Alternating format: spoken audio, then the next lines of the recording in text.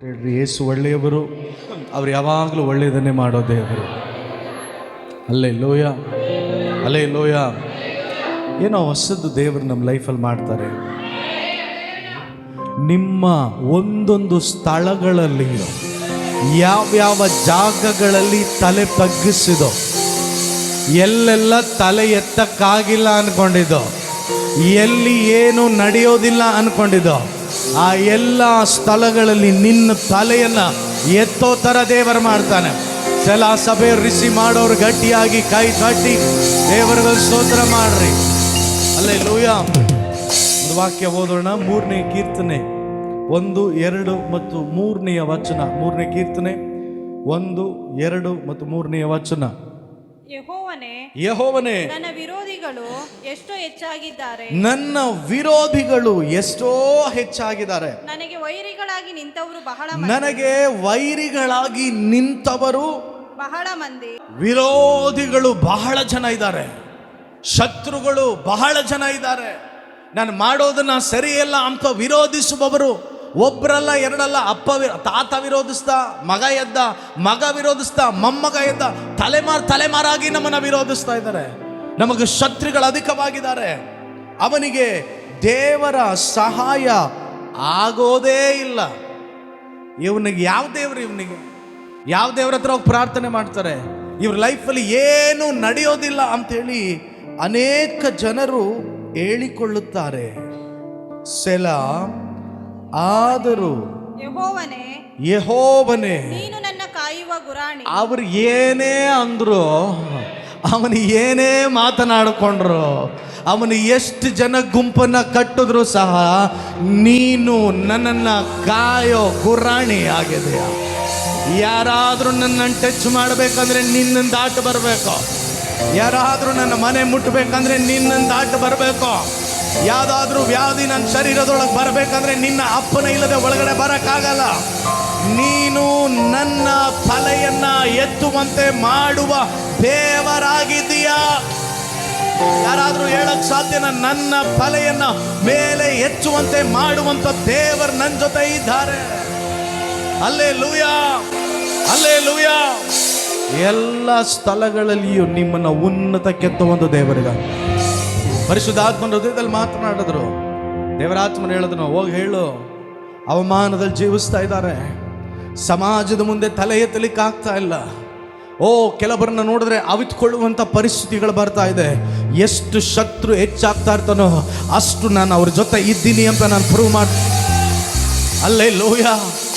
ಒಂದು ಹಾಡಿದೆ ನನಗೆ ಬಹಳ ಇಷ್ಟ. ಎಷ್ಟು ಜನ ಗೊತ್ತು? ಕರ್ತನೇ ನನ್ನ ತಂದೆ ತಲೆ ಎತ್ತುವಂತೆ ಮಾಡುವವ. ಒಳ್ಳೆ ಚಪ್ಪಾಳೆ ಚಾಟಿ, ಒಳ್ಳೆ ಚಪ್ಪಾಳೆ ಚಾಟಿ, ಚಪ್ಪಾಳೆ ಚಾಟಿ ಚೆನ್ನಾಗಿ.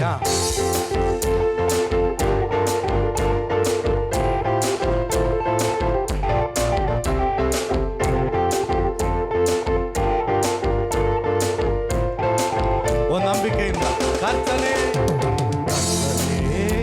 ನನ್ನ ತಂದೆಯೇ ತಲೆ ಎತ್ತುವಂತೆ ಮಾಡುವವ ನೀನೇ. ನಂಬಿಕೆಯಿಂದ ಕರ್ತನೇ ನನ್ನ ತಂದೆಯೇ ತಲೆ ಎತ್ತುವಂತೆ ಮಾಡುವವ ನೀನೇ. ಕೇಡ್ಯವು ನೀನೇ, ಮಹಿಮೆಯು ನೀನೇ, ತಲೆ ಎತ್ತಿ ನಡೆಯ ಮಾಡುವೆ. ಹೇಳಿ, ಕೇಡ್ಯವು ನೀನೇ, ಮಹಿಮೆಯು ನೀನೇ, ತಲೆ ಎತ್ತಿ ನಡೆಯ ಮಾಡುವೆ. ತಲೆ ಎತ್ತಿ ನಡೆಯ ಮಾಡುವೆ, ತಲೆ ಎತ್ತಿ ನಡೆಯ ಮಾಡುವೆ. ಹೇಳಿ, ತಲೆ ಎತ್ತಿ, ತಲೆ ಎತ್ತಿ ನಡೆಯ ಮಾಡುವೆ. ವೈರಿಗಳು ವಿರೋಧಿಗಳು ಎಷ್ಟೆಷ್ಟು ಹೆಚ್ಚಾದರು, ವೈರಿಗಳು ಬಹುಮಂದಿ ಬೆಳೆದಿರುವರು. ವಿರೋಧಿಗಳು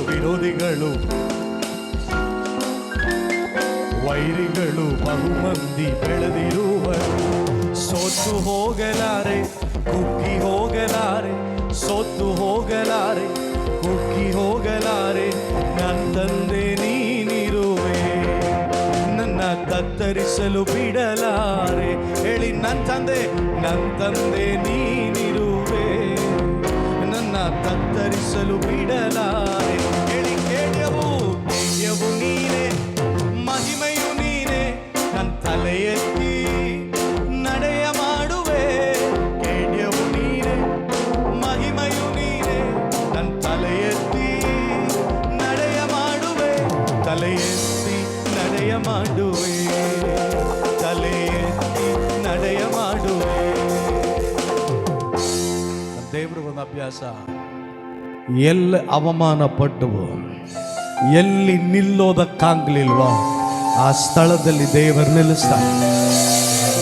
ಎಲ್ಲಿ ಸಾಧಿಸೋದಕ್ಕಾಗಲಿಲ್ವೋ ಆ ಸ್ಥಳದಲ್ಲಿ ದೇವರು ಸಾಧಿಸೋದಕ್ಕೆ ಕೃಪೆ ಕೊಡ್ತಾನೆ.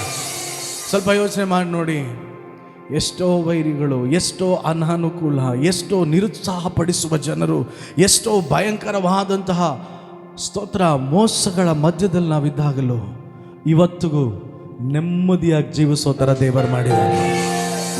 ಈ ಹಾನರ್ಸಸ್, ದೇವರು ನಮ್ಮನ್ನು ಘನಪಡಿಸ್ತಾನೆ, ದೇವರು ನಮ್ಮ ಗೌರವಕ್ಕೆ ಆಧಾರವಾಗಿರ್ತಾನೆ. ಸತ್ಯವೇದ ಗ್ರಂಥದಲ್ಲಿ ಕೆಲವು ಹೆಸರನ್ನೆಲ್ಲ ಬೇಗ ನೆನ್ಪಿಟ್ಕೊಳ್ಬೇಕು ಅಂತಂತಂದ್ರೆ, ಫಾರ್ ಎನ್ ಎಕ್ಸಾಂಪಲ್, ನಾವೇ ಅಂದರೆ ಯಾರು ನೆನಪು ಬರ್ತಾರೆ? ನಾವೇ ಅಂದರೆ ನೋಹ ನೆನಪು ಬರ್ತಾನೆ. ಅದೇ ಥರ ಫರೋಹ ಅಂದಿದ ತಕ್ಷಣ ಯಾರು ನೆನಪು ಬರ್ತಾರೆ? ಮೋಸೆ ನೆನಪು ಬರ್ತಾರೆ.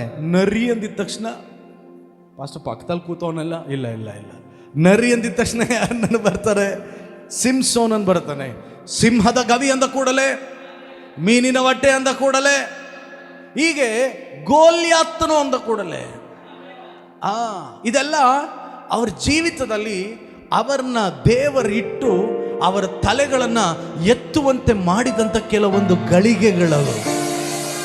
ಅಲ್ಲಿ ಒಬ್ಬ ಸೋತಮನ ಹೆಸರಿದೆ, ಅವನಿಗೆ ಆಪೋಸಿಟ್ ಆಗಿ ದೇವರ ಜೊತೆ ನಿಂತವರ ಹೆಸರಿದೆ. ಹಲ್ಲೆಲೂಯ. ನೀವು ಚೆನ್ನಾಗಿ ಗಮನಿಸಬೇಕು. ಸತ್ಯವೇದ ಗ್ರಂಥದಲ್ಲಿ ನಾವೆಲ್ಲರೂ ದಾವೀದನ ಲೈಫಲ್ಲಿ ನಾವು ಗಮನಿಸಿ ನೋಡುವಾಗ ಗೋಲಿಯಾತನನ್ನು ಜಯಿಸಿದ್ದು ಅವನ ಜೀವಿತದಲ್ಲಿ ಒಂದು ದೊಡ್ಡ ಸಾಧನೆಯಾಗಿ ಇಲ್ಲಿ ತನಕ ನಾವೆಲ್ಲರೂ ಅದನ್ನು ಧ್ಯಾನಿಸಿದ್ದೇವೆ, ಮಾತನಾಡ್ಕೊಳ್ತಾ ಇದ್ದೀವಿ. ಎಷ್ಟು ಜನ ಗಾತ್ ಅನ್ನುವಂಥ ಊರಿನ ಬಗ್ಗೆ ಕೇಳ್ಪಟ್ಟಿದ್ದೀರಾ? ಈ ಗೋಲಿಯಾತನು ಗಾತ್ ಅನ್ನುವಂಥ ಒಂದು ಊರಿನವನು. ಈ ಗಾತ್ ಊರಿನಲ್ಲಿ 5 ಭಾಗಗಳಿದೆ. ಅದೊಂದು ಸಿಟಿ. ನೀವೆಲ್ಲೇ ನೋಡಿದ್ರೂ ಫಿಲಿಸ್ಟಿಯರು ಅನ್ನುವಂಥ ಒಂದು ಜನಾಂಗವನ್ನು ನೋಡ್ಬೋದು. ಎಲ್ಲ ಹೇಳಿ ನೋಡೋಣ. ಈ ಫಿಲಿಸ್ಟಿಯರ್ ಯಾರು ಅಂತಂದರೆ, ಇವರು ಸತ್ಯವೇದ ಗ್ರಂಥದಲ್ಲಿ ಇಸ್ರಾಯೇಲ್ ಜನರ ಅಥವಾ ದೈವ ಮಕ್ಕಳನ್ನು ಯಾವಾಗಲೂ ವಿರೋಧಿಸ್ತಾ ಇದ್ದವರು. ಈ ದೈವ ಮಕ್ಕಳು ಪಡುವಂತಹ ಪ್ರಯಾಸಗಳ ಮೇಲೆ ಹೊಟ್ಟೆ ಕಿಚ್ಚು ಪಡ್ತಾ ಇದ್ದವರು. ದೈವ ಮಕ್ಕಳು ಕಷ್ಟಪಟ್ಟು ಪ್ರಯಾಸಪಟ್ಟು ದುಡಿದು ಇನ್ನೇನು ಅವರದನ್ನು ಕೊಯ್ಲನ್ನು ಕುಯ್ಕೊಳ್ಬೇಕು, ಏನಾದರೂ ಸಂಪಾದಿಸಬೇಕು, ಏನಾದರೂ ಸಾಧಿಸಬೇಕು ಅನ್ನುವಂಥ ಆ ಟೈಮಲ್ಲಿ ಬಂದು ಅವರ ಎಲ್ಲವನ್ನ, ಹಣವನ್ನು, ಸ್ವತ್ತನ್ನು ಮೋಸ ಮಾಡಿ ಏಮಾರಿಸಿ ಸುಳ್ಕೊಂಡು ಹೋಗುವಂಥ ಒಂದು ಗುಂಪಿನ ಜನರಾಗಿದ್ದರು. ಹಾಗಾಗಿ ದಾವೀದನು ಹೇಳ್ತಾನೆ, ನೀವು ಸುನ್ನತಿ ಇಲ್ಲದ ಫಿಲಿಸ್ಟಿಯರು. ಈಗ ಸತ್ಯವೇದದ ಪ್ರಕಾರ, ಹಳ ಒಡಂಬಡಿಕೆಯ ಪ್ರಕಾರ ಸುನ್ನತಿ ಇಲ್ಲದವರು ಅಂತಂದರೆ ಅಪವಿತ್ರವರು, ನೀವು ಮೋಸಗಾರರು, ನೀವು ದೇವರಲ್ಲದವರು. ಈ ಫಿಲಿಸ್ಟಿಯರು ಯಾವಾಗಲೂ ದೈವ ಮಕ್ಕಳನ್ನು ಅವಮಾನ ಪಡಿಸುವಂಥ ಒಂದು ಗುಂಪಿನ ಜನರು. ಇವತ್ತು ಅನೇಕರ ಕೆಲಸಗಳಲ್ಲಿ ಫಿಲಿಸ್ಟಿಯರ್ ಇದ್ದಾರಾ ಪಾಸ್ಟ್ರೆ? ಇದ್ದಾರೆ. ಮಣ್ಣಾಕೋರಿದ್ದಾರಾ? ಇದ್ದಾರೆ. ಅಬ್ರಾಹಾಮನ ಕಾಲಘಟ್ಟದಲ್ಲಿ ಅವನು ತೋಡಿಸಿದಂಥ ಬಾವಿ, ತನ್ನ ಮಗನಾದಂಥ ಈಸಾಕನ, ನಮ್ಮಪ್ಪನ ಬಾವಿ ಅದು, ನಮ್ಮ ತಂದೆ ಬಾವಿ, ನನ್ನ ಬಾವಿ ತೋಡಿಸಿ ನಾನಲ್ಲಿ ನನಗೆ ನೀರು ಬೇಕು, ನಾನು ನೀರು ತಗೊಳ್ತೀನಿ ಅಂತ ಹೋದಾಗ ವಿರೋಧಿಗಳು ಅವನನ್ನು ಉರಿಗೊಂಡು ಎದುರಿಸಿದ್ರು. ಫಿಲಿಸ್ಟಿಯರ್ ಹೇಳಿದ್ರು, ಈ ಊರಲ್ಲಿ ನೀನು ಇರಬಾರ್ದು, ಈ ಊರು ಬಿಟ್ಟು ಹೋಗಬೇಕು. ಆಸ್ತಿ ಯಾರ್ದು? ಈಸಾಕಂದು. ಎದುರಿಸ್ತಾ ಇರೋರು ಯಾರು? ಅವ್ರಿಗೂ ಅದಕ್ಕೂ ಸಂಬಂಧನೇ ಇಲ್ಲ. ಇವತ್ತು ನೀವು ಕುಂತ್ಕೊಂಡು ಯೋಚನೆ ಮಾಡಿದ್ರೆ ನಿನಗಿರುವಂಥ ವಿರೋಧಿಗಳು ನಿನಗೂ ಅವನಿಗೂ ಸಂಬಂಧನೇ ಇರೋಲ್ಲ. ಯಾವುದೋ ಪೀಡ ಪಿಸಾಚಿ ಉರಿಗಳು ಕೆಲವರನ್ನ ಎಬ್ಬಿಸ್ಬಿಟ್ಬಿಡುತ್ತದೆ, ಅವನಿಗೂ ನಿನಗೂ ಸಂಬಂಧನೇ ಇಲ್ಲ. ಈ ಫಿಲಿಸ್ಟಿಯರು ಯಾವಾಗಲೂ ದೈವ ಮಕ್ಕಳು ಬೀಳೋದನ್ನು, ದೈವ ಮಕ್ಕಳು ಹಾಳಾಗೋದನ್ನು, ನಿನ್ನ ಕೀಳನ್ನು ನೋಡುವಂತಹ ಒಂದು ಗುಂಪಿನ ಜನರು. ಯಾವಾಗಲೂ ದೇವರಿಗೆ ವಿರೋಧವಾದಂಥ ಒಂದು ಗುಂಪಿನವರಿವರು. ಮತ್ತು ಇಸ್ರಾಯೇಲರಿಗೆ ದೇವರ ಅನುಗ್ರಹ ಮಾಡಿಕೊಟ್ಟಂತಹ ಕಾನಾನಿಗೆ ಅವರು ಹೋದ್ಮೇಲೆ ಅವರು ಸ್ವಾಸ್ಥ್ಯವಾಗಿ, ನಾವು ದೇವರು ನಮ್ಮನ್ನು 430 ವರ್ಷಗಳ ಬಂಧನದಿಂದ ದೇವರು ನಮ್ಮನ್ನು ಬಿಡಿಸಿ ನಮ್ಮ ಕುಟುಂಬಗಳನ್ನು ಬಿಡಿಸಿ, ನಮ್ಮ ಬೆಳ್ಳಿ ಬಂಗಾರ, ನಮ್ಮ ದನ ಕುರಿಗಳು ಇವನ್ನೆಲ್ಲ ಬಿಡಿಸಿ ದೇವರು ಕರ್ಕೊಂಡು ಬಂದಿದ್ದಾರೆ. ಈಗ ಕರ್ಕೊಂಡು ಬಂದ ಮೇಲೆ ನಾವು ದೇವರನ್ನ ಆರಾಧಿಸಿ ಈ ಪಟ್ಟಣದಲ್ಲಿ, ಈ ದೇಶದಲ್ಲಿ ನಾವು ನೆಮ್ಮದಿಯಾಗಿರ್ತೀವಿ ಅಂದಾಗ ನಿಮ್ಮನ್ನಿಲ್ಲೂ ಬದುಕಕ್ಕೆ ಬಿಡಲ್ಲ ಅಂತ ಎಲ್ಲೂ ಹೋದರೂ ದೇವ ಮಕ್ಕಳ ಹಿಂದೆ ಸುತ್ತಾಡ್ತಾ ಇದ್ದಂಥ ಒಂದು ಗುಂಪು ಫಿಲಿಷ್ಟಿಯರ ಗುಂಪು. ಇವರು ಸಾಧಾರಣವಾದವರಲ್ಲ. ಗಾತ್ ಊರಿನ ಒಂದೊಂದು ಹಳ್ಳಿಗಳಲ್ಲಿಯೂ ಫಿಲಿಷ್ಟಿಯರಿದ್ದರು. ಇವರೆಲ್ಲ ಯಾರು ಅಂತಂದರೆ ಒಳ್ಳೆ ರಣಶೂರರು, ಯುದ್ಧ ಪ್ರವೀಣರು. ಅವರ ಆಕಾರ, ಅವರ ದೇಹದ ಮೈಕಟ್ಟು, ಅವರ ಸ್ತೋತ್ರ ಔಟ್ಲುಕ್ ಎಲ್ಲ ಬಹಳ ವಿಭಿನ್ನವಾಗಿ, ಒಬ್ರು ನೋಡಿದ್ರೆ ಆಹಾ ಅವ್ನು ನೋಡಿದ್ರೆ ಹಿಂಗೇನು ಈಗಿದನಲ್ಲ ಅಂತ ಭಯಪಡಿಸುವಂಥ ಒಂದು ಮೈಕಟ್ಟುಳ್ಳವರು, ಟ್ರೈನ್ಡ್ ಆರ್ಮಿ ಪೀಪಲ್ ಇವರು. ಯಾವಾಗಲೂ ದೈವ ಮಕ್ಕಳನ್ನು ಭಯಪಡಿಸುವಂಥ ಒಂದು ವ್ಯಕ್ತಿ ಆಗಿದ್ರು. ಇದು ಮಾತ್ರ ಅಲ್ಲದೆ ದೈವ ಮಕ್ಕಳಿಗೆ ಯಾವಾಗಲೂ ನಷ್ಟಪಡಿಸುವಂಥ ಒಂದು ಗುಂಪಾಗಿದ್ರು.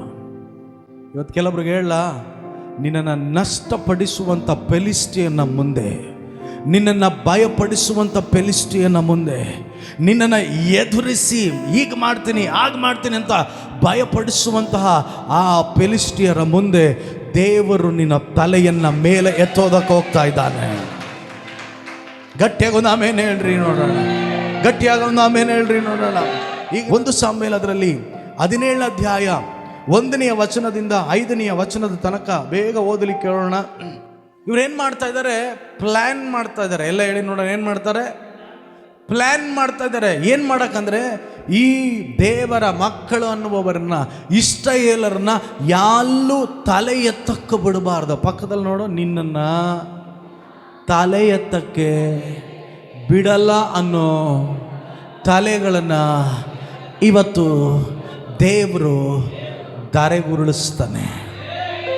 Alleluia, alleluia. ಅವನ ತಲೆ ನಿನ್ನ ಕಾಲು ಕೆಳಗೆ ದೇವರು ಇಡ್ತಾನೆ. ಅವನ್ ನಿನ್ನನ್ನು ಒಡ್ಡಾಡಿಸೋದಲ್ಲ, ನೀನು ಅವನನ್ನು ಅಡ್ಡಾಡಿಸ್ತೀಯ. ಆ ಸಮಸ್ಯೆ ನಿನ್ನ ಹಿಂಬಾಲಿಸಿದಲ್ಲ, ಅದು ಓಡು ತನಕ ನೀನು ಅದನ್ನು ಓಡಿಸ್ತೀಯ. ಗ್ರೂಪ್ ಮಾಡಿ, ಗ್ಯಾಂಗ್ ಮಾಡಿ ಬಂದರು. ಈಗ ಅಲ್ಲಿ ನೋಡೋದಾದ್ರೆ 3ನೇ ವಚನದಲ್ಲಿ ಅವರಲ್ಲಿ ಗಾತೂರಿನ ಓದಮ ಏಲಾ ತಗ್ಗಿನಲ್ಲಿ ಪಾಳೆಯ ಮಾಡಿಕೊಂಡು ವ್ಯೂಹ ಕಟ್ಟಿದರು. ನೆಕ್ಸ್ಟ್ ವಚನ, ಫಿಲಿಷ್ಟಿಯರು ಒಂದು ಗುಡ್ಡದ ಪಕ್ಕದಲ್ಲಿಯೂ ಇಸ್ರಾಯೇಲ್ಯರು ಇನ್ನೊಂದು ಗುಡ್ಡದ ಪಕ್ಕದಲ್ಲಿಯೂ ನಿಂತರು. ಉಭಯರ ಮಧ್ಯದಲ್ಲಿ ಒಂದು ತಗ್ಗು ಇತ್ತು. ಫಿಲಿಷ್ಟಿಯರ ಪಾಳೆಯದಿಂದ ಗಾತ್ ಊರಿನವನಾದ ಗೋಲಿಯಾತನೆಂಬ ಒಬ್ಬ, ಎಲ್ಲ ಹೇಳಿ ನೋಡೋಣ, ಯಾವರು? ಗಾತೂರಿನ ಗೋಲಿಯಾತನೆಂಬ ರಣಶೂರನು ಹೊರಟು ಬಂದನು. ಯಾರಿವನು? ರಣಶೂರನು, ಎಕ್ಸ್ಪರ್ಟ್, ವೆಲ್ ಟ್ರೈನ್ಡ್ ಆರ್ಮಿ. ಆ ಜನರಲ್ಲಿ ಬಹಳ ಎಕ್ಸ್ಪರ್ಟ್ ಆಗಿ ಟ್ರೈನ್ ಆದಂತ ಒಬ್ಬ ರಣಶೂರನು ಬಂದನು. ಅವನು 6.5 ಮೊಳ ಎತ್ತರವಾಗಿದ್ದನು. 6.5 ಮೊಳ ಎತ್ತರವಾಗಿದ್ದನು. ಅವನ ಶಿರಸ್ತ್ರಾಣವು ತಾಮ್ರದ್ದು. ಅವನ ಶಿರದ ಸ್ತ್ರಾಣ, ಅವನ ಕವರೇಜ್ ತಾಮ್ರದಾಗಿತ್ತು. ಅದೇ ಲೋಹದ ಬಿಲ್ಲೆಗಳಿಂದ ಪರೆಪರೆಯಾಗಿ ಜೋಡಿಸಲ್ಪಟ್ಟ ಅವನ ಕವಚವು 5,000 ರೂಪಾಯಿ ತೂಕವಾಗಿ. ಈಗ ಗಮನಿಸ್ಕೊಳ್ರಿ, ಇವನು ಬೇರೆ ಜನಗಳನ್ನ ಎದುರಿಸ್ತಾ ಇರಲಿಲ್ಲ. 11ನೇ ವಚನದಲ್ಲಿ ಸೌಲನು ಎಲ್ಲ ಇಸ್ರಾಯೇಲ್ಯರು ಆ ಫಿಲಿಷ್ಟಿಯ ಮಾತುಗಳನ್ನು ಕೇಳಿ ಬಹಳವಾಗಿ ಭಯಪಟ್ಟರು. ಇವನು ಹೆಂಗೆ ಎದುರಿಸ್ತಾ ಅಂದರೆ, ಬೇರೆ ಸಾಮಾನ್ಯ ಜನರನ್ನಲ್ಲ, ಅಲ್ಲಿರೋ ರಾಜನನ್ನೇ ಎದುರಿಸೋ ಕೆಪಾಸಿಟಿ ಹೊರಗಡೆ ತೋರಿಸ್ತಾ ಇದ್ದ. ನಾನು ನಿಮ್ಮನ್ನು ಬಿಡಲ್ಲ, 1 ದಿನನ 2 ದಿನನ, 1 ರಾತ್ರಿನ 2 ರಾತ್ರಿನ ಸರ್, 40 ದಿವಸ ಆಗಲು ಇರಳು ಇವ್ರನ್ನ ಭಯಪಡಿಸ್ತಾನೆ ಇದ್ದ. ಈ ಊರಿನ ಒಂದು ಪ್ರತ್ಯೇಕತೆ ಏನು ಅಂತಂದ್ರೆ, ಇವರು ಆ ಊರೊಳಗೆ ಯಾರಾದರೂ ವಲಸಿಗರು ಬಂದರೆ, ಆ ಊರೊಳಗೆ ಮತ್ತಾರಾದರೂ ವಾಸ ಮಾಡೋದಕ್ಕೆ ಬಂದರೆ ಊರೆಲ್ಲ ಸೇರ್ಕೊಂಡು ಅವನನ್ನು ಎದುರಿಸ್ತಾ ಇದ್ರು. ಅವರ ಮನೆಯಲ್ಲಿ ವಸ್ತುಗಳನ್ನು ತೆಗೆದುಕೊಳ್ತಾ ಇದ್ರು. ಅವರ ಹೊಲಗಳಲ್ಲಿರುವಂಥ ಬೆಲೆಗಳನ್ನು ಇವರು ಕಿತ್ಕೊಂಡು ಬಿಡ್ತಾ ಇದ್ರು. ಅವರು ಪಡುವಂಥ ಪ್ರಯಾಸದ ಪ್ರಾಯಶ್ಚಿತ್ತವನ್ನು ಅನುಭವಿಸಕ್ಕಾಗದೇ ಇರೋ ಥರ ಯಾವಾಗಲೂ ಪೀಡಿಸ್ತಾ ಇದ್ರು. ಆದರೆ ಸತ್ಯವೇದ ಹೇಳ್ತದೆ, ಇದರ ಮಧ್ಯದಲ್ಲಿ ಒಂದು ಕುಟುಂಬ ಅದೇ ಗೋಲಿಯಾತನ ಗಾತೂರಿನಲ್ಲಿತ್ತಂತೆ. ಆ ಕುಟುಂಬ ಎಲ್ಲರಿಂದ ತಳ್ಳಲ್ಪಟ್ಟು ಕಾರಣರಾಗಿತ್ತು. ನೀವ್ಯಾರು? ನೀವು ಇಸ್ರಾಯೇಲ್ಯರಾ? ನಿಮ್ಮನ್ನು ಐಗುಪ್ತದಿಂದ ಕರ್ಕೊಂಡು ಬಂದವರಲ್ವಾ? ನೀವು ನಿಮ್ಮ ಅರಸನಿಗಾಗಿರೋನಲ್ವಾ? ದಾವೀದನಲ್ವಾ ನಮ್ಮ ಊರವನನ್ನು ಹೊಡೆದಿದ್ದು? ಊರಿಂದ ಕಾರ್ನರ್ ಮಾಡಿಕೊಂಡಿಸ್ತು, ಊರಿಂದ ಅವನನ್ನು ಪ್ರತ್ಯೇಕ ಮಾಡಿಕೊಂಡಿಸ್ತು. ಇವರು ಅಲ್ಲಲ್ಲಿ ಊರಲ್ಲಿ ಗದ್ದಲಗಳು ಸಮಸ್ಯೆಗಳು ನಡೆದಾಗ ಎಲ್ಲೇ ಸಮಸ್ಯೆ ನಡೆದ್ರು ಇವ್ರ ಮನೆ ಹತ್ರ ಬರ್ತಾ ಇತ್ತು, ಇವ್ರಿಗೂ ತೊಂದರೆ ಮಾಡ್ತಾ ಇದ್ರು, ಕಾರಣ ಇಲ್ಲದೆ ಪೀಡಿಸ್ತಾ ಇದ್ರು. ಇವ್ರನ್ನ ಎಲ್ಲ ರೀತಿಯಲ್ಲಿಯೂ ಇವ್ರನ್ನ ಇಕ್ಕಟ್ಟಲ್ಲಿ ಸಿಕ್ಸೋದಕ್ಕೆ ಆ ಊರಿನವ್ರು ನಿಂತಿದ್ರು. ಕಾರಣ ಇಷ್ಟೇ, ಇವರು ದೇವರನ್ನ ಪ್ರೀತಿಸುವಂತ ಒಂದು ಕುಟುಂಬದವರಾಗಿದ್ದಾರೆ. ಅವ್ರು ಅನ್ಕೊಂಡ್ರು, ಈ ಊರಿನಲ್ಲಿ, ಗಾತ್ ಊರಿನಲ್ಲಿ ನಾವು ಅಲ್ಪಸಂಖ್ಯಾತರಾಗಿದ್ದೇವೆ, ನಮ್ಗೇನಾದರೂ, ನಾವು ತಪ್ಪೇ ಮಾಡಿರೋದಿಲ್ಲ, ಆದರೂ ಏನಾದರೂ ಒಂದು ಸಮಸ್ಯೆ ಅಂದರೆ ಊರೆಲ್ಲ ನನಗೆ ವಿರೋಧವಾಗಿ ಬರುತ್ತೆ, ನಾನು ಏನು ಮಾಡೋಕ್ಕಾಗಲ್ಲ, ನಾನು ಹೀಗೆ ಔತ್ಕೊಂಡು ಜೀವಿಸ್ಬೇಕಾ? ಎಲ್ಲ ಹೇಳಿ, ಫಿಲಿಸ್ಟಿಯರು, ನನ್ನ ಕೆಲಸದಲ್ಲಿ ಫಿಲಿಸ್ಟಿಯರು, ನನ್ನ ಬೀದಿಗಳಲ್ಲಿ ಫಿಲಿಸ್ಟಿಯರು, ನಾನು ಹೋಗೋ ಪಟ್ಟಣಗಳಲ್ಲಿ ಫಿಲಿಸ್ಟಿಯರು, ನನ್ನ ವಿದ್ಯಾಭ್ಯಾಸದಲ್ಲಿ ಫಿಲಿಸ್ಟಿಯರು. ಒಂದು ಗುಂಪಿನ ಜನ ಬದುಕೋದೆ ತಮಗಾಗಲ್ಲ, ಒಂದು ಗುಂಪಿನ ಜನ ಬದುಕೋದೆ ನಿನಗೇನಾದರೂ ಮಾಡಿಬಿಡ್ಬೇಕಂತ. ಆದರೆ ಸತ್ಯವೇದ ಗ್ರಂಥ 2 ಸಾಮುವೇಲ 6ನೇ ಅಧ್ಯಾಯ 11ನೇ ವಚನದಲ್ಲಿ ಒಂದು ಅದ್ಭುತವಾದಂಥ ವಾಕ್ಯ ಬರೆಯಲ್ಪಟ್ಟಿದೆ. ಗಾತೂರಿನಲ್ಲಿ ಓಬೇದ್ ಏದೋಮ್ ಅನ್ನುವಂತಹ ಒಂದು ಮನೆಯವರು ಗೋಲಿಯಾತನ ಊರಲ್ಲಿದ್ದರು. ಅವರು 3 ತಿಂಗಳಲ್ಲಿ ಊರಲ್ಲಿರೋ ಎಲ್ಲರಿಗಿಂತ ದೇವರು ಅವರನ್ನ ಮೇಲೆ ಎತ್ತಿದನಂತೆ. ಓದಮ್ಮ ವಾಕ್ಯ, ಓದು, 10ರಿಂದ ಓದು. ಯೆಹೋವನು ಹೀಗೆ ತನ್ನ ಮಂಜೂಷದ ದೆಸೆಯಿಂದ ಒಬೇದೆದೋಮನನ್ನು ಅವನಿಗಿರುವುದೆಲ್ಲವನ್ನು ಆಶೀರ್ವದಿಸಿದ್ದಾನೆಂಬ ವರ್ತಮಾನವು ದಾವೀದನಿಗೆ ಮುಟ್ಟಿದಾಗ ಅವನು ಹೋಗಿ ಒಬೇದನ ಮನೆಯಲ್ಲಿದ್ದ ದೇವರ ಮಂಜೂಷವನ್ನು ಉತ್ಸವದಿಂದ ದಾವೀದ ನಗರಕ್ಕೆ ತಂದನು. ಯೆಹೋವನ ಮಂಜೂಷವನ್ನು, ಯೆಹೋವನ 11ನೇ ವಚನ ಓದಬೇಕು. ಯೆಹೋವನ ಮಂಜೂಷವು ಗಾತ್ ಊರಿನ ಓಬೇದೆದೋಮನ ಮನೆಯಲ್ಲಿ 3 ತಿಂಗಳು ಇತ್ತು. ಆ 3 ತಿಂಗಳ ಕಾಲದಲ್ಲಿ ಗಾತ್ ಊರಿನಲ್ಲಿ ಫಿಲಿಸ್ಟಿಯರ ಮಧ್ಯದಲ್ಲಿ, ಎದುರಿಸ್ತಾ ಇದ್ದವ್ರ ಮಧ್ಯದಲ್ಲಿ, ಇವ್ರಿಗೂ ವಿರೋಧಿಸ್ತಾ ಇದ್ದ ಮಧ್ಯದಲ್ಲಿ ದೇವರು ಮಂಜೂಷದ ನಿಮಿತ್ತ ಅವರ ಮನೆಯನ್ನ ಎಲ್ಲ ವಿಧದಲ್ಲಿ ದೇವರ ಆಶೀರ್ವಾದ ಮಾಡದಂತೆ. ಸ್ವಲ್ಪ ಗಮನಿಸ್ರಿ, ಈ ದೈವ ಮಂಜೂಷ ಅನ್ನೋದು ವಾಕ್ಯಗಳು ನೋಟ್ ಮಾಡ್ಕೊಳ್ಳಿ, ಇದೇ ಅಧ್ಯಾಯದಲ್ಲಿರಿ, ಓಕೆನಾ? ವಿಮೋಚನ ಕಾಂಡ 25 8ರಿಂದ 9 ನೋಡಿದ್ರೆ, ಮೋಶೆ 40 ದಿವಸಗಳು ಸಿನಾಯ್ ಬೆಟ್ಟದಲ್ಲಿ ದೇವರ ಸಂಗಡ ದೇವರ ಶಬ್ದವನ್ನು ಕೇಳೋದಕ್ಕೆ ಹೋಗಿದಂಥ ಸಂದರ್ಭ. ಈಗ ದೇವರು ಆತನಿಗೆ ಒಂದು ಪ್ಯಾಟ್ರನ್ ತೋರಿಸಿದ್ರು, ನೀನು ಇದೇ ಮರದಲ್ಲಿ ಮಾಡಬೇಕು, ಇಷ್ಟೇ ಅಳತೆ ಇರಬೇಕು, ಇಷ್ಟೇ ಉದ್ದ ಇರಬೇಕು, ಇಷ್ಟೇ ಅಗಲ ಇರಬೇಕು ಅಂತೇಳಿ ದೇವರು ಮೋಶೆಗೆ ನುಡಿದು, ಮೋಶೆ ಅದನ್ನು ತಿರುಗಿ ಬಂದು ಆ ಕಲ್ಲುಗಳನ್ನೆಲ್ಲ ಇಟ್ಟು, ಇಬ್ಬರನ್ನಿಟ್ಟು ಆ ಒಂದು ಆರ್ಕನ್ನು, ಆ ಮಂಜೂಷ ಪೆಟ್ಟಿಗೆಯನ್ನು ಅವನು ಮಾಡಿಸಿದನು. ಸತ್ಯವೇದ ಗ್ರಂಥದಲ್ಲಿ ಈ ದೈವ ಮಂಜೂಷ ಪೆಟ್ಟಿಗೆ ಎಲ್ಲೆಲ್ಲೆಲ್ಲ ಹೋಗ್ತಾ ಇತ್ತೋ ಅಲ್ಲೆಲ್ಲ ಅದ್ಭುತ ನಡೀತಾ. ಇಸ್ರಾಯೇಲಿಯರು 40 ವರ್ಷ ಅರಣ್ಯದಲ್ಲಿ ಸುತ್ತಾಡಿದ್ರು, ಹೌದಾ ಇಲ್ವಾ? ಅರಣ್ಯದಲ್ಲಿ ಸುತ್ತುತ್ತಾ ಇದ್ದ ಸಂದರ್ಭದಲ್ಲಿ ಇವರು ಒಂದೇ ಸಮೇತ ಪ್ರಯಾಣ ಮಾಡೋಕ್ಕಾಗೋದಿಲ್ಲ. ಇವರು ಅಲ್ಲಲ್ಲಿ ನಿಲ್ಲಬೇಕು. ಮೇಘಸ್ತಂಭ, ಅಗ್ನಿಸ್ತಂಭ, ಅದರಲ್ಲಿ ಮೇಘಸ್ತಂಭ, ಈರುಳಲ್ಲಿ ಅಗ್ನಿಸ್ತಂಭ, ಇವ್ರನ್ನ ನಡೆಸ್ತಾ ಇತ್ತು. ಈಗ ಮೇಘಸ್ತಂಭ ಒಂದು ಸ್ಥಳದಲ್ಲಿ ಮೇಘ ನಿಂತೋಗಿದ ತಕ್ಷಣ ಅವರೆಲ್ಲ ಅಲ್ಲಲ್ಲೇ ಡೇರೆ ಹಾಕೊಂಡು ಬಿಡ್ತಾರೆ. ಏನು ಮಾಡ್ತಾ ಇದ್ರು? ಅಲ್ಲಲ್ಲಿ ಡೇರೆ ಹಾಕಿ ಒಂದೊಂದು ಮನೆ ಮಾಡಿ ಆ ಯಾವ ಸ್ಥಳದಲ್ಲಿ ಇರ್ತಾರೋ ಅಲ್ಲೊಂದು ಗೂಡಾರ ಹಾಕ್ತಾ ಇದ್ರು. ಎಲ್ಲ ಹೇಳಿ ನೋಡೋಣ. ಗೂಡಾರ ಅಥವಾ ಒಂದು ಟೆಂಪಲ್ ತರ ಒಂದು ಕಟ್ತಾ ಇದ್ರು. ಇವ್ರು ಕಟ್ಬಿಟ್ಟು ಏನು ಮಾಡ್ತಾ ಇದ್ರು ಅಂದರೆ, ಇವರೆಲ್ಲ ಸ್ವಲ್ಪ ದೂರದಲ್ಲಿದ್ದು ಈ ಮಂಜೂಷ ಪೆಟ್ಟಿಗೆಯನ್ನು ತೆಗೆದುಕೊಂಡು ಹೋಗಿ ಗುಡಾರದೊಳಗಿಡ್ತಾ ಇದ್ರು. ಏನಿತ್ತು ಮಂಜೂಷ ಪೆಟ್ಟಿಯೊಳಗೆ? ಏನಿತ್ತು? ಮೇಲೆ ಆರೋನನ ಚಿಗುರಿದ ಕೋಲು, ಅಲ್ಲಿ ಬರೆದಿದ್ದಂಥ 10 ಆಜ್ಞೆಗಳಿದ್ವು. ಅಯ್ಯೋ, ಈಗ ಇದ್ರೊಳಗಿತ್ತಲ್ವಾ, ಇದನ್ನೆಲ್ಲ ತೆಗೆದುಕೊಂಡು ಸೇಫ್ ಗಾರ್ಡ್ ಮಾಡಿ ಒಂದು ಸೈಡ್ಗೆ ಇಟ್ಬಿಟ್ಟಿದ್ರು. ಇದನ್ನು ಯಾವಾಗ ಇವರು ತೆಗೆದುಕೊಂಡು ಪಾಸ್ ಆಗ್ತಾ ಇದ್ರು, ದಿಢೀರಂತ ಮೋಶೆ ಸತ್ತೋದ. ಮೋಶೆ ಸತ್ತ ನಂತರ ಏನು ಮಾಡಬೇಕು ಗೊತ್ತಿಲ್ಲ. ಈಗ ಒಂದು ಲೀಡ್ರ್ ಮುಂದೆ ಹೋಗ್ಬೇಕು ಅಂದರೆ ಯೋಶುವನಿಗೆ ಸ್ವಲ್ಪ ಭಯ. ಯಾಕೆ ಅಂತಂದರೆ, ಮೋಶೆ ಮುಂದೆ ಹೋದಾಗ ಕೆಂಪು ಸಮುದ್ರ ವಿಭಾಗ ಆಗಿದ್ದು ಸತ್ಯ, ಆದರೆ ಈ ಯೋರ್ದಾನ್ ಹೊಳೆಯ ಮುಂದೆ ಮೊದಲು ಕಾಲು ಯೋಶುವ ಇಡಲಿಲ್ಲ. ಮಂಜೂಷ ಪೆಟ್ಟಿಗೆ ಇಟ್ಕೊಂಡಿದ್ದಂತಹ ಯಾಜಕರ ಒಳಗೆ ಕಾಲಿಟ್ಟರು. ಮಂಜೂಷದ ಒಳಗೆ ದೈವ ಪ್ರಸನ್ನತೆ ಇತ್ತು. ಕಾಲಿಟ್ಟಿದ್ದ ತಕ್ಷಣ ಅದು ವಿಭಾಗ ಆಗ್ಬಿಡ್ತಾ ಇತ್ತು. ಎರಿಕೋ ಗೋಡೆ ಸುತ್ತಬೇಕು. ನೀವು ಗಮನಿಸಿದ್ರೆ ಇಸ್ರಾಯೇಲ್ಯರ ಆ ಎಲ್ಲ ಲೈಫ್ ಎಲ್ಲ ಯೆಹೋಶುವ ಒಂದು ಲೆವೆಲ್ಗೆ ಬರೋ ತನಕ, ಯೆಹೋಶುವನಿಗೆ ಕಾನ್ಫಿಡೆನ್ಸ್ ಬರೋ ತನಕ ಅವನು ಅದ್ಭುತ ಮಾಡಿದ್ದು ಅಲ್ಲಿ ದೇವರ ಮಂಜೂಷದ ಪೆಟ್ಟಿಗೆಯನ್ನಿಟ್ಟೆ. 6 ದಿವಸ ಎರಿಕೋ ಗೋಡೆಯನ್ನು ಸುತ್ತಿದ್ರು. ಸೈಲೆಂಟ್ ಆಗಿ ಸುತ್ತಿದ್ರು. ನೀವು ಗಮನಿಸಿ ನೋಡಿದ್ರೆ ಬೈಬಲ್ ಹೇಳ್ತದೆ 6 ದಿವಸವೂ ಅವ್ರ ಕೈಯಲ್ಲಿ ಮಂಜೂಷ ಪೆಟ್ಟಿಗೆ ಇಲ್ಲದೆ ಸುತ್ತಲಿಲ್ಲ. ಸುತ್ತುತ್ತಾ ಇದ್ರು. ಎಲ್ಲಿ ಸುತ್ತಾ ಇದ್ರು ಪಾಸ್ಟ್ರೆ? ಅವ್ರ ಮನೇನಲ್ಲ, ಇವ್ರ ಕೈಗೆ ಏನಾದರೂ ಸಿಗಾಕೊಂಡ್ಬಿಟ್ರೆ ಸಾಯಿಸ್ಬಿಡ್ತೀವಿ ಅಂದ್ರಲ್ಲ, ವಿರೋಧಿಯ ಪಾಳೆಯವನ್ನ ಸುತ್ತುತ್ತಾ ಇದ್ರು. 6 ದಿವಸ ಸುತ್ತಿ 7ನೇ ದಿವಸ ಆರ್ಭಟಿಸಿದ್ರು. ದೈವ ಪ್ರಸನ್ನತೆ ಮಂಜೂಷ ಪೆಟ್ಟಿಗೆಯೊಳಗಿತ್ತು. ದೊಡ್ಡ ದೊಡ್ಡ ಎರಿಕೋ ಕೋಟೆಗಳು ತಾನಾಗೆ ದಡ ಅಂತೇಳಿ ಮುರಿದು ಬಿದ್ದೋದು. ಇಷ್ಟೆಲ್ಲ ಅದ್ಭುತ ಮಂಜೂಷ ಪೆಟ್ಟಿಗೆ ಒಳಗೆ ಮಾಡಿದಾಗ ಇದನ್ನು ನೋಡ್ತಾ ಇದ್ದಂಥ ಒಂದು ಗುಂಪಿನ ಜನರು ಅನ್ಕೊಂಡ್ರು, ಈಗ ನಮಗೂ ವಿರೋಧವಾಗಿ ಕೆಲವು ಗುಂಪು ಎದ್ದು ಬಿಟ್ಟಿದ್ದಾರೆ, ಅವರು ನನಗಿಂತ ಪವರ್ ಆಗಿದ್ದಾರೆ. ಯೋಶುವ ಏನ್ ಮಾಡ್ದ?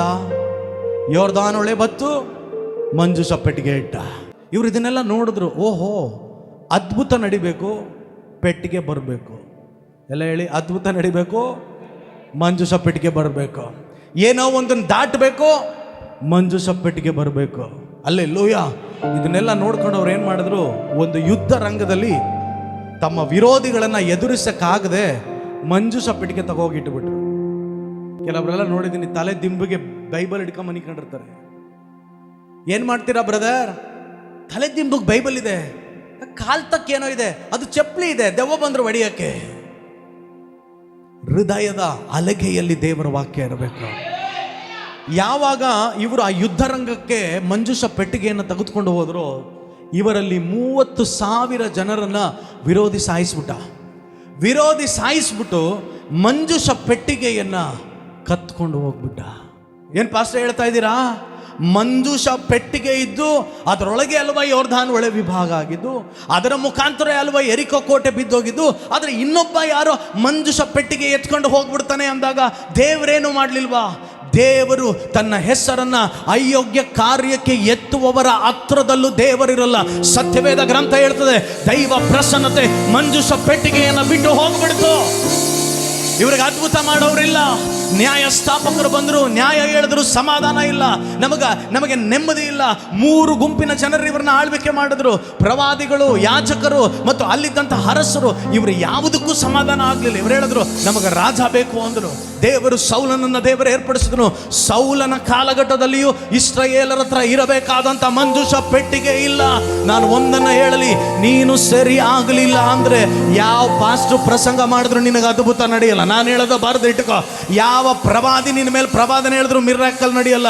ದೈವ ಪ್ರಸನ್ನತೆ ಇವತ್ತು ಅನೇಕ ಮನೆಗಳನ್ನು ಬಿಟ್ಟು ಹೊರಗಡೆ ಹೋಗಿದೆ.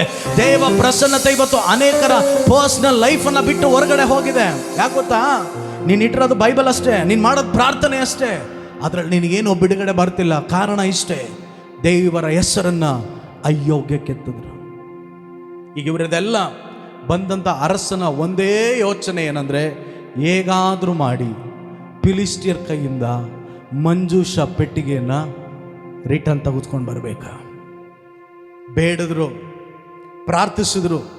ದೇವರ ಬಳಿಯಲ್ಲಿ ಪ್ರಾರ್ಥಿಸಿದಂಥ ಅದೊಂದು ಕಾಲಘಟ್ಟ. ಮಂಜೂಷ ಪೆಟ್ಟಿಗೆ ಎಲ್ಲೆಲ್ಲಿತ್ತೋ ಅಲ್ಲಿ ಯಾರು ಇಲ್ದಿರೋ ಥರ ದೇವರು ಹೊಡಿತಾನೇ ಇದ್ದನು. ದಾಹಾರ್ ಅನ್ನುವಂತಹ ಒಂದು ದೊಡ್ಡ ಪ್ರತಿಮೆ ಮುಂದೆ ಮಂಜೂಷ ಪೆಟ್ಟಿಗೆ ತೆಗೆದುಕೊಂಡು ಬಂದಿಟ್ಬಿಟ್ರು. ಅದು ದಡ್ಡಳ್ಳಂತ ಬಿದ್ದೋಯ್ತು. ಅಲ್ಲಿರುವವರಿಗೆ ಮಂಜೂಷ ಪೆಟ್ಟಿಗೆ ಒಂದು ಸ್ಥಳಕ್ಕೆ ತೆಗೆದುಕೊಂಡು ಬಿಟ್ಟರು. ಆ ಊರಲ್ಲಿರೋರಿಗೆಲ್ಲ ಮೈಯೆಲ್ಲ ಬೊಬ್ಬೆಗಳು ಪ್ರಾರಂಭವಾದವು. ಅವ್ರು ಅಂದ್ಕೊಂಡ್ರು, ಇದು ನಮಗೆ ತುಂಬ ಡೇಂಜರ್ ಇದೆ, ಸ್ವಲ್ಪ ಚಿನ್ನ ಕೊಟ್ಬಿಡಿ, ನಿಮ್ಮ ಮಂಜೂಷ ಕೊಟ್ಬಿಡ್ತೀವಿ ಅಂತಂದ್ರು. ಇವರೆಲ್ಲ ಕೊಟ್ಟ ಮೇಲೆ ದಾವೀದನು ಮಂಜೂಷ ಪೆಟ್ಟಿಗೆಯನ್ನು ತೆಗೆದುಕೊಂಡು ರಾಜಾಘೋಷದಿಂದ ಇಸ್ರಾಯೇಲರ 30,000 ಶ್ರೇಷ್ಠ ಮಂತ್ರಿಗಳನ್ನ, ಸೈನಿಕರನ್ನ ಮುಂದೆ ಹಿಡ್ಕೊಂಡು ದೇವರ ಮಂಜೂಷವನ್ನು ತರೋದಕ್ಕೆ ಪ್ರಯಾಸ ಪಟ್ಟ. ಎಷ್ಟು ವರ್ಷಗಳ ಮೂಲಲ್ಲಿದ್ದಂತಹ ಕನಸು ಈಗ ನನ್ನ ಸಂದೇಶ. ತಲೆ ಎತ್ತುವಂತೆ ಮಾಡುವವ ನೀನು. ದಾವೀದನು 2 ಸಾಮುವೇಲ 6ನೇ ಅಧ್ಯಾಯದಲ್ಲಿ ಯೆಹೋವನ ಮಂಜೂಷವನ್ನು ತೆಗೆದುಕೊಂಡು ಬರ್ತಾ ಇದ್ದಂಥ ಸಂದರ್ಭ, ಆ ಮಂಜೂಷದ ಒಳಗಿದ್ದಂಥ ಪ್ರತಿಯೊಂದನ್ನು ದೇವರ ವಾಕ್ಯ ಹೇಳ್ತದೆ. 3ನೇ ವಚನ, ಅವರು ದೇವರ ಮಂಜೂಷವನ್ನು ಗುಡ್ಡದ ಮೇಲಿರುವಂಥ ಅಭಿಮನಾದಾಬನ ಮನೆಯಿಂದ ಹೊರಗಡೆ ತಂದು ಅದನ್ನು ಒಂದು ಹೊಸ ಬಂಡಿಯ ಮೇಲೆ ಏರಿಸಿ, ಅಭಿಮನಾದಾಬನ ಮಕ್ಕಳಾದಂಥ ಉಜ್ಜನೋ ಅಹಿನೋಯನು ಬಂಡಿಯನ್ನು ಓಡಿಸ್ತಾ ಇದ್ರು. ಈಗ ದಾವೀದನು 5ನೇ ವಚನ ಓದಬೇಕು. 6:5, 2 ಸಾಮುವೇಲ 6:5. ದಾವೀದನು ಎಲ್ಲ ಇಸ್ರಾಯೇಲಿಯರು ಕಿನ್ನರಿ, ಸ್ವರಮಂಡಲ, ದಮ್ಮಡಿ, ಜಲ್ಲರಿ, ತಾಳ ಇವುಗಳನ್ನ ಬಾರಿಸುತ್ತಾ ಪೂರ್ಣಾಸಕ್ತಿಯಿಂದ ಗೀತಗಳನ್ನು ಆಡುತ್ತಾ. ಅಲ್ಲೆಲ್ಲೋಯ ಇವ್ರು ಹಿಂಗೆ ಆಡ್ಕೊಂಡು ಬಂದಿರಬಹುದು. ವೈರಿಗಳು ಎಷ್ಟೆಷ್ಟು ಹೆಚ್ಚಾದರು, ಶತ್ರುವು ನಮ್ಮನ್ನು ಸುತ್ತಿಕೊಂಡರು. ಅಡಿ ವಿರೋಧಿಗಳು ಎಷ್ಟೆಷ್ಟೋ, ವೈರಿಗಳು ಬಹುಮಂದಿ ಬೆಳೆದಿರುವ, ಆದರೂ ಸೋತು ಹೋಗಲಾರೆ ಹೇಳಿ, ಸೋತು ಹೋಗಲಾರೆ. ಗಮನಿಸ್ರಿ, ನಾವು ನೆನೆಸಿದ್ದ ನಡಿಲಿಲ್ಲ ಅಂದಾಗ ನಿದ್ದೆ ಬರ್ತದ? ಎಷ್ಟೋ ರಾತ್ರಿ ಜನರು ಬಂದು ದಾವೀದನೇ ನೀನು ಅಷ್ಟು ದೊಡ್ಡ ಗೋಲಿಯಾತನನ್ನು ಬೀಳಿಸ್ಬಿಟ್ಟೆ, ಆದರೆ ನಮಗೆ ಬೇಕಾದಂಥ ದೇವ ಮಂಜೂಷವನ್ನು ನಮ್ಮ ಊರೊಳಗಡೆ ತೆಗೆದುಕೊಂಡು ಬರೋಕ್ಕಾಗಲ್ವಾ? ನಿದ್ದೆ ಇಲ್ಲ. ಆಮೇಲೆ ಮಂಜುಷ ಬಂದ್ಮೇಲೆ ದಾವೀದನ್ ಬರ್ದ, ನಿದ್ದೆ ಮಾಡಿ ಸುಖವಾಗಿ ಎದ್ದೇಳುವೆ, ಕಾರಣ ನೀನನ್ನ ಕಾಪಾಡುವೆ. ನಿದ್ದೆ ಮಾಡಿ ಸುಖವಾಗಿ ಎದ್ದೇಳುವೆ, ಕೈ ತಟ್ಟು. ಕಾರಣ ನೀನನ್ನ ಕಾಪಾಡುವೆ. ಅಡಿ ನಿದ್ದೆ ಮಾಡಿ ಹರ್ಷದಿಂದ, ಯಾಕೆಂದರೆ ಕರ್ತನನ್ನ ಭಯ ನನಗಿಲ್ಲ, ಚಿಂತೆ ನನಗಿಲ್ಲ. ಹೌದು, ಚಿಂತೆ ನನಗಿಲ್ಲ, ಜಯ ಕೊಡುವ ಕರ್ತನನ್ನೊಡನೆ ಸೋಲೆಂದು ನನಗೆ ಇಲ್ಲ. ಆಡ್ಕೊಂಡು ಮಂಜುಷ ಎತ್ಕೊಂಡು ಡ್ಯಾನ್ಸ್ ಆಡ್ಕೊಂಡು ದಮ್ಮಡಿ ಬಡ್ಕೊಂಡು, ನಿಮ್ಮಂಗೆ ಯಾರು ಕೂತಿರ್ಲಿಲ್ಲ, ಚೆನ್ನಾಗಿ ಚಪ್ಪಾಳೆ ಹೊಡೆದ್ಬಿಟ್ಟು ಜಲ್ಲರಿ ಬಾರಿಸಿ ದೇವರಿಗೆ ಸ್ತೋತ್ರ ಮಾಡ್ತಾ ಇದ್ರು. ಹೊಸ ಬಂಡಿ ಮೇಲೆ ಅಭಿಮಾನಾಧಾವನ ಮಕ್ಕಳಿಬ್ಬರು ಮಂಜುಷ ಇಟ್ಕೊಂಡು ಮುಂದೆ ಹೋಗ್ತಾ ಇದ್ದಾರೆ. ಬಾರಿಸು. ಕಾರಣ ನೀನನ್ನ ಕಾಪಾಡುವೆ ಹೇಳಿ, ನಿದ್ದೆ ಮಾಡಿ ಹರ್ಷದಿಂದ. ಆಮೇಲೆ ಯಾಕೆಂದರೆ ಭಯ ನನಗಿಲ್ಲ, ಚಿಂತೆ ನನಗಿಲ್ಲ. ಹೌದು, ಚಿಂತೆ ನನಗಿಲ್ಲ, ಮಂಜುಷ ಪೆಟ್ಟಿಗೆ ಕೈಯಲ್ಲಿ. ಧೈರ್ಯ. ಇನ್ನು ಮೇಲೆ ಯಾವನಾದ್ರೂ ನಮ್ಮ ಹತ್ರ ಬಂದ್ರೆ ಮಂಜುಷ ತೋರಿಸ್ತೀವಿ. ಏನ್ ತೋರಿಸ್ತೀವಿ? ನಿಂಬೆಹಣ್ಣು ಮೆಣಸಿನ್ಕಾಯಿ ಬಿದ್ದರೆ ಎದುರ್ಕೊಂಡ್ಬಿಡ್ತೀರಾ, ಆದ್ರೆ ದೇವರ ಜೊತೆಗಿದ್ರೆ ಭಯ ನನಗಿಲ್ಲ, ಚಿಂತೆ ನನಗಿಲ್ಲ, ಅಡಿ ಭಯ ನನಗಿಲ್ಲ. ಹೌದು, ಜಯ ಕೊಡುವ ಕರ್ತನನ್ನೊಡನೆ ಸೋಲೆಂದು ನನಗೆ ಇಲ್ಲ. ಜಯ ಕೊಡುವ ಸೋಲೆಂದು. ಈಗ ಮಂಜುಷ ಕಾನಾನ್ಗೆ ಹೋಗ್ಬೇಕು. ಎಲ್ಲ ಹೇಳಿ, ಮಂಜುಷ ಪೆಟ್ಟಿಗೆ ಕಾನಾನ್ ದೇಶಕ್ಕೆ ಹೋಗ್ಬೇಕು. ಈಗ ಹಂಗೆ ಆಡ್ಕೊಂಡು ಬಂದಾಗ ದಿಢೀರಂತ ಒಂದು ಸ್ಥಳಕ್ಕೆ ಬಂದಾಗ ಹೊಸ ಬಂಡಿಗಳು ಸ್ಲಿಪ್ ಆದೋ. ಎಲ್ಲ ಹೇಳಿ ನೋಡೋಣ. ಸ್ಲಿಪ್ ಆದೋ, ಸ್ವಲ್ಪ ಬಂಡಿ ಜಾರಿದ ತಕ್ಷಣ ಮಂಜೂಷ ಕೆಳಗಡೆ ಬೀರಕ್ಕಿತ್ತು. ಅಭಿಮಾನಾಭವನ ಮಗನು ಉಜ್ಜನು ಅದನ್ನ ಮುಟ್ಬಿಟ್ಟ. ಏನ್ ಮಾಡ್ದ? ಮುಟ್ಬಿಟ್ಟ. ವಿರೋಧಿಗಳು ಎತ್ಕೊಂಡು ಹೋದಾಗ ವಿರೋಧಿಗಳಿಗೆ ಏನಾಗಿಲ್ಲ, ಆದರೆ ಒಂದು ಸ್ಥಳಕ್ಕೆ ಬಂದಾಗ ಆ ಬಂಡಿಗಳು ಅಲುಗಾಡಿದಾಗ ಒಬ್ಬ ಮಂಜುಷ ಪೆಟ್ಟಿಗೆಯನ್ನು ಮುಟ್ಟಿದ ತಕ್ಷಣ ಅವನು ಅಲ್ಲೇ ಸತ್ತೋದ. ಮೀನಿಂಗ್ ಏನು? ಹೋಗಿದ ದೈವ ಪ್ರಸನ್ನತೆ ಅದೊಂದು ಊರಲ್ಲಿ ತಿರುಗಾ ಮಂಜುಷ ಪೆಟ್ಟಿಗೆಯ ಮೇಲೆ ಬಂದ್ಬಿಡ್ತು. ಈಗ ಚೆನ್ನಾಗಿ ಗಮನಿಸ್ರಿ, ಇನ್ಮೇಲೆ ಗಮನಿಸ್ರಿ. ಈಗ ಹೋಗಿದ ಪ್ರಸನ್ನತೆ ತಿರುಗಿ ಬಂದದ್ದಕ್ಕೆ ಕಾರಣ ಯಾವುದು ಗೊತ್ತಾ? ಅಲ್ಲಿ ಒಂದು ಕುಟುಂಬ ದೇವರಿಗಾಗಿ ಇತ್ತು. ಬಂಡಿ ಅಲುಗಾಡ್ಕೊಂಡು ಹಾಗೆ ಕಾನಾನ್ಗೆ ಹೋಗಬೇಕು. ಅಲ್ಲೊಂದು ಸ್ಥಳದಲ್ಲಿ ದೇವರು ಮಂಜುಷ ಪೆಟ್ಟಿಗೆಯನ್ನು ನಿಲ್ಲಿಸಿ ಅದರ ಒಳಗಡೆ ದೈವ ಪ್ರಸನ್ನತೆ ತಿರುಗಿ ಬಂತು. ಕಾರಣ ಏನಂದ್ರೆ, ಈ ಊರಲ್ಲಿ ನನ್ನ ಮಕ್ಕಳು ತಲೆ ಎತ್ತದೆ ಈ ಮಂಜುಷ ಪೆಟ್ಟಿಗೆ ಈ ಸ್ಥಳ ಬಿಟ್ಟು ಮುಂದೆ ಹೋಗಬಾರ್ದು. ಅರ್ಥ ಆದವರು ಕೈ ತಟ್ಟಿ ದೇವರಿಗೊಂದು ಸ್ತೋತ್ರ ಮಾಡ್ರಿ. ಇವತ್ತು ಮುಂಜಾನೆ ಇಲ್ಲಿರೋ ಕೆಲವರಿಗೆ ಪ್ರವಾದನೆ ಮಾಡಿ ಹೇಳಿ, ಈ ಭಾನುವಾರ ನಿನಗೊಂದು ಅದ್ಭುತ ನಡೆಯದೆ ನೀನು ಹಿಂದಿರುಗಿ ಹೋಗಲ್ಲ. ಆ ರಾಕಮ ಸಾಧನವ ದೇವರು ಮಂಜುಷವನ್ನು ನಿಲ್ಲಿಸುವುದನ್ನು. ಅಲ್ಲೆಲೂಯಾ. ಹೋಗಿದಂಥ ದೈವ ಪ್ರಸನ್ನತೆ ತಿರುಗಿ ಬಂತಲ್ಲಿ. ನಿನ್ನ ಪ್ರಾರ್ಥನಾ ಲೈಫ್ ಇವತ್ತಿಂದ ತಿರುಗಿ ಬರಲಿಕ್ಕೆ ಹೋಗತ್ತೆ. ನಿನ್ನ ಸೇವೆ ಮಾಡಿದ ದಿವಸಗಳು ತಿರುಗಿ ಬರಲಿಕ್ಕೆ ಹೋಗತ್ತೆ. ನಿನ್ನ ಆರ್ಥಿಕ ವಿಷಯಗಳು ತಿರುಗಿ ಬರಲಿಕ್ಕೆ ಹೋಗತ್ತೆ. ಇವತ್ತು ಮಂಜುಷ ಮದ್ದೂರಲ್ಲಿ ಸಲಾ ಪ್ರಾರ್ಥನಾ ಮಂದಿರದ ಒಳಗೆ ಅದು ನಿಂತಿದೆ. ಅದು ಯಾಕೆ ನಿಂತಿದೆ ಅಂದ್ರೆ ನಿನ್ನ ತಲೆಯನ್ನ ಎತ್ತುವಂತೆ ಮಾಡೋದಕ್ಕೆ. ಓಕೆ, ದೇವು ನೀನೇ, ಮಹಿಮೆಯು ನೀನೇ. ಕೈತಟ್ಟಿ ತಲೆ ಎತ್ತಿ ನಡೆಯ ಮಾಡುವೆ ಹಾಡಿ. ದೇವು ನೀನೇ, ತಲೆ ಎತ್ತಿ ನಡೆಯ ಮಾಡುವೆ, ತಲೆ ಎತ್ತಿ ನಡೆಯ ಮಾಡು. ನಿನಗ ಅದ್ಭುತ ನಡೆಯೋದಕ್ಕೆ ನಿನ್ನ ಮನೆ ಹತ್ರ ಈ ವಾರದಲ್ಲಿ ಕೆಲವೊಬ್ಬರನ್ನ ದೇವರು ಸ್ಟಾಪ್ ಮಾಡಿಸ್ತಾನೆ. ಸ್ಟಾಪ್ ಮಾಡಿ ಎಲ್ಲೋಗೋದು ಏನು ನಡೀದು ಗೊತ್ತಿಲ್ಲ, ದಿಢೀರಂತ ನಿನ್ನ ಮನೆಗೆ ಬಂದು ನಿನ್ನ ಕೈ ಕೊಟ್ಟು ಹೋಗ್ತಾರೆ. ದಿಢೀರಂತ ನಿಂತು ಬಿಡ್ತು. ದಾವೀದನಿಗೆ ಭಯ ಆಯಿತು. ಇನ್ನು ಒಂದು ಸ್ಟೆಪ್ ಮಂಜುಷ ಮುಂದಕ್ಕೆ ಹೋದ್ರೆ ಯಾರೆಲ್ಲ ಮುಟ್ತಾರೋ ಎಲ್ಲರೂ ಸಾಯ್ತಾರೆ. ಅಲ್ಲೆಲ್ಲೂ ಹೇಳ್ರಿ, ಯಾರೆಲ್ಲ ಮುಟ್ತಾರೆ ಎಲ್ಲರೂ ಸಾಯ್ತಾರೆ. ಭಯ.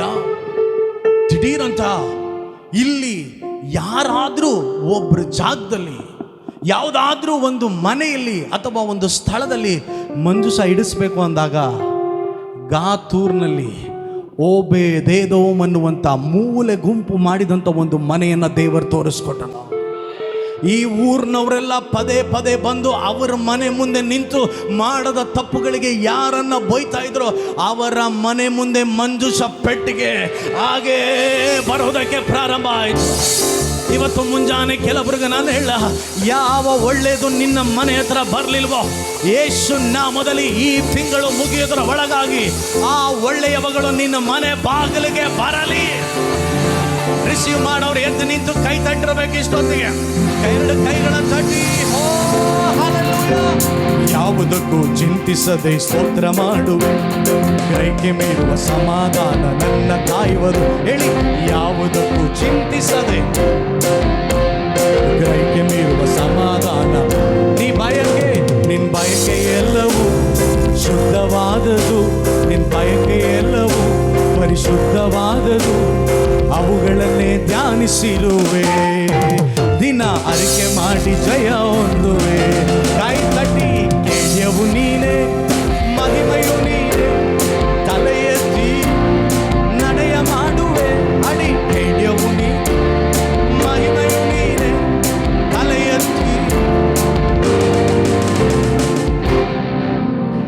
ನಾನೊಂದು ಪ್ರವಾದನೆ ಹೇಳಲ್ಲ, ಯಾರು ಫಸ್ಟ್ ಆಮೇನ್ ಅಂದ್ರೆ ಅವ್ರಿಗೆ ಮಾತ್ರ ನಡೀತದೆ. ಈಗ ಅಂದವ್ರಿಗೆ ನಡೆಯಲ್ಲ.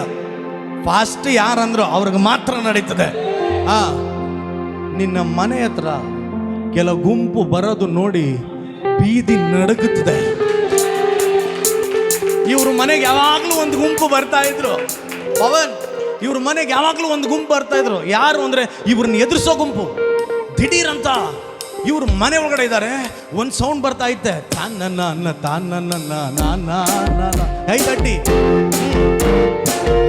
ಲಾಲ ಹಡಿ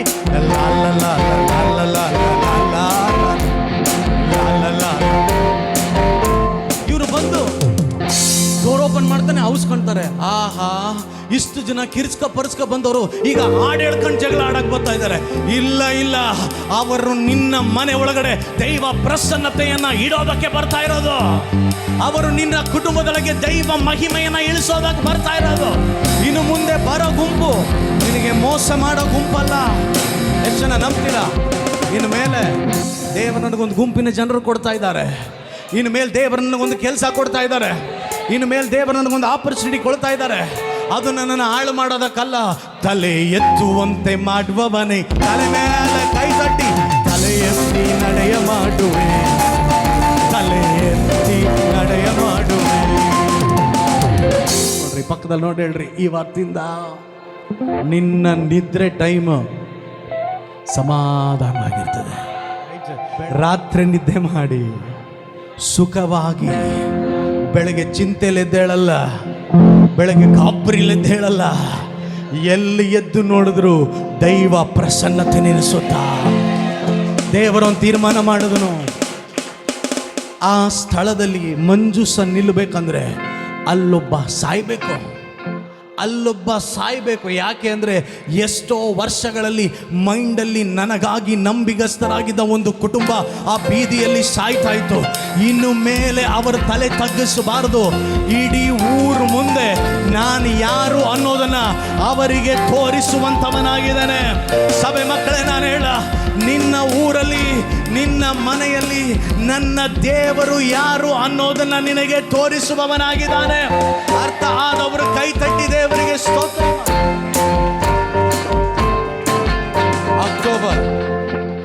ಅಕ್ಟೋಬರ್, ನವೆಂಬರ್, ಡಿಸೆಂಬರ್.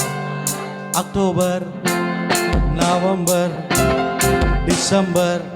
ಹೇಳಿ, ಅಕ್ಟೋಬರ್, नवंबर, दिसंबर.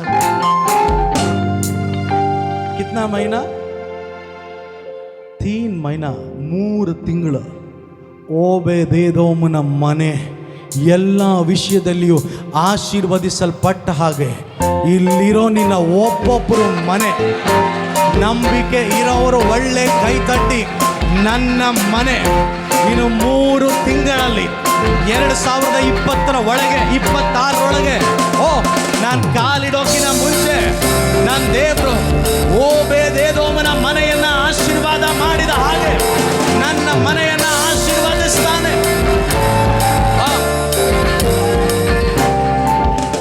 ವಾಗ್ದಾನಗಳು ನಿನಗಾಗಿ ನಿಂತು ನಿನ್ನ ಮನೆ ಹುಡಿಕೊಂಡು ನಿನ್ನ ಮನೆ ಬಾಗಿಲು ತಟ್ಟಿ, ಸಾರ್ ನಿಮ್ಮ ಮನೇಲಿ ಸ್ವಲ್ಪ ಜಾಗ ಕೊಡಿ, ನಾನು ದೊಡ್ಡದು ತಂದಿದ್ದೇನೆ, ನಾನು ಬೆಳೆ ಬಾಲೋ ತಂದಿದ್ದೇನೆ, ಅದು ನಿನ್ನ ಮನೆ ಒಳಗಡೆ ಬರಬೇಕು. ಪಕ್ಕದಲ್ಲಿ ಕೈ ಕೊಟ್ಟು ಹೇಳ್ರು, ನಿನ್ನ ಮನೆ ಒಳಗಡೆ ಇವತ್ತಿಂದ ದೇವರ ಪ್ರಸನ್ನತೆ ಬರ್ತದೆ. ಯಾವ ಬೀದಿಯಲ್ಲಿ ನಿನ್ನನ್ನು ಎದುರಿಸ್ತಾ ಇದ್ರು ಅದೇ ಇವತ್ತು ನೋಡು. ನನ್ನ ಮನೆ ಮುಂದೆ ಹೋಯ್ತಾ ಬತ್ತಾ 5 ಕಾರ್ ಹೋಯ್ತದ. ಈಗ